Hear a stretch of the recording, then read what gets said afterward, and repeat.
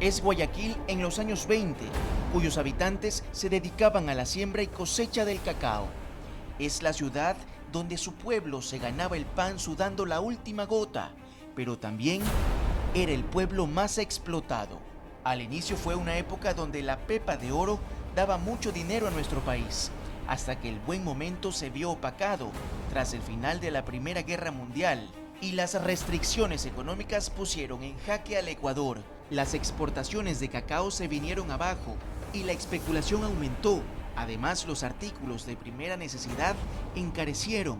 La vida se puso dura en Guayaquil y por primera vez la clase obrera de la ciudad levantaba su voz de protesta contra el gobierno de José Luis Tamayo en su periodo presidencial de 1920 a 1924, donde además se marcaron grandes distancias entre la clase obrera y la burguesa por el boom de la producción cacaotera.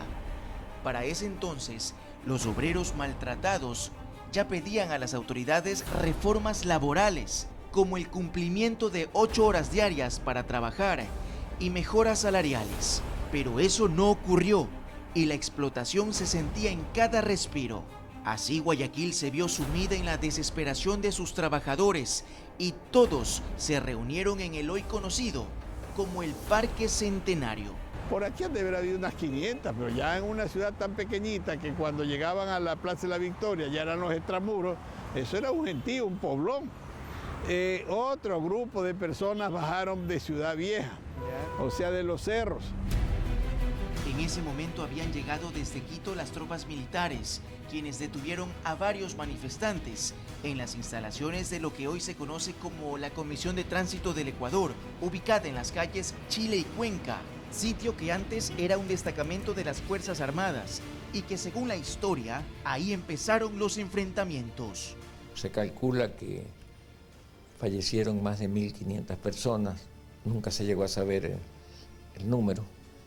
1.500 es un número brutal, un número que sobrepasa cualquier imaginación, peor en una ciudad que en aquella época tendría pues 70.000, 80.000 habitantes. Y al ver estos soldados que se venía la gente, se pusieron en guardia, hubo una discusión y ocurrió la primera muerte, que fue la de Alfredo Baldión, dirigente joven de no más de 20 y pico de años, de los panaderos de Guayaquil.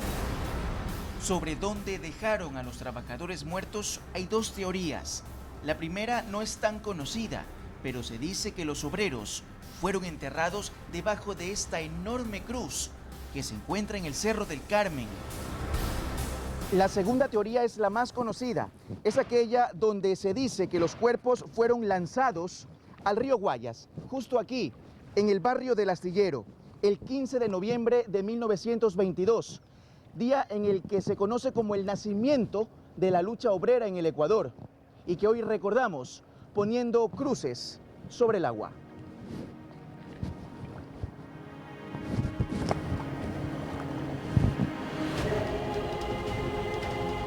En honor a todos los trabajadores asesinados, hecho que está inmortalizado en la conocida novela escrita por el guayaquileño José Joaquín Gallegos Lara en 1946, y cuyo nombre retumba en los sentidos de los ecuatorianos, y es Las Cruces sobre el Agua. Más allá del valor literario, es profundamente humana. Indudablemente, pues que habría que hacer un monumento para los caídos del 15 de noviembre, que no lo veo por ningún lado, ¿no? Sería interesante.